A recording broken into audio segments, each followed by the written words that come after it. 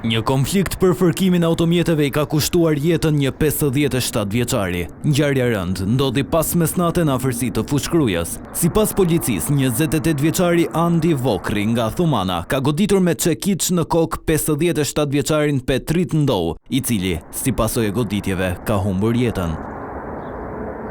Blut bëjnë me dije se gjithçka nisi me një konflikt verbal mes tyre se kush kalon I pari me makinë. Ngjarja ka ndodhur në aksin Thuman Kruj në një rrugë rurale pranë fshatit Bushnesh.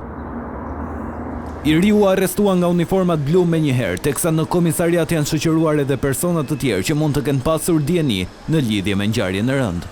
Viktima, në momentin e krimit ka qenë me bashkëshorten e tij në makinë, ndërsa autori I arrestuar ka qenë me disa shok. Këta të fundit kanë thënë përpara grupit hetimor se kanë tentuar t'i ndajnë, por nuk ja dolën dot.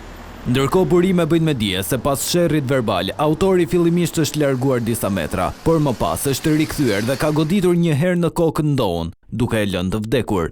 Nga ana tjetër, Andi Vokri, I cili në momentin e krimit ka qenë në efektin e alkoolit, para efektivëve të policisë, mohoi ta ketë qelluar për vdekje me çekiç Ndoun.